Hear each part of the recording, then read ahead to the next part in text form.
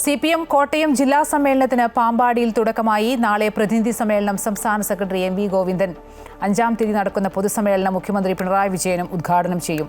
ജില്ലയിലെ സംഘടനാ വിഷയങ്ങളും മുന്നണിയിലെ ഘടകകക്ഷി ബന്ധങ്ങളും തെരഞ്ഞെടുപ്പ് ഫലങ്ങളും അടക്കം സമ്മേളനത്തിൽ ചർച്ചാ വിഷയമാകും. CPM കോട്ടയം ജില്ലാ സമ്മേളനത്തിന് പാമ്പാടി ബസ് സ്റ്റാൻഡ് മൈതാനിയിൽ പതാകയുയർന്നു. സ്വാഗത സംഘം ചെയർമാൻ KM രാധാകൃഷ്ണൻ പതാക ഉയർത്തിയതോടെയാണ് 4 നാളുകൾ നീളുന്ന സമ്മേളനത്തിന് തുടക്കമായത്. പാമ്പാടി കത്തീഡ്രൽ ഓഡിറ്റോറിയത്തിൽ നാളെ രാവിലെ 9:30 ആരംഭിക്കുന്ന പ്രതിനിധി സമ്മേളനം സംസ്ഥാന സെക്രട്ടറി MV ഗോവിന്ദൻ ഉദ്ഘാടനം ചെയ്യും. 5 കേന്ദ്ര കമ്മിറ്റി അംഗങ്ങൾ, 5 സംസ്ഥാന സെക്രട്ടേറിയറ്റ് അംഗങ്ങൾ അടക്കം 289 പ്രതിനിധികൾ പങ്കെടുക്കും.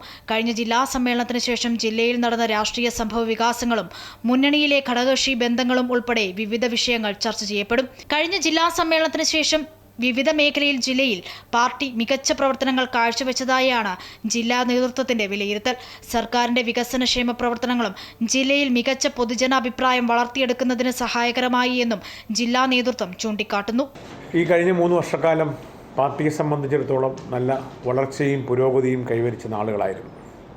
വിശദീകരിക്കുന്നില്ല. പാർട്ടി അംഗത്വത്തിലാണെങ്കിലും വർഗ ബഹുജന സംഘടനകളുടെ അംഗത്വത്തിലും അതിൻ്റെ പ്രവർത്തനങ്ങളിലാണെങ്കിലും പൊതുവെ നല്ലവണ്ണം ഞങ്ങൾ മുന്നേറി എന്ന് കണക്കാക്കുന്ന ഒരു കാലമാണ്.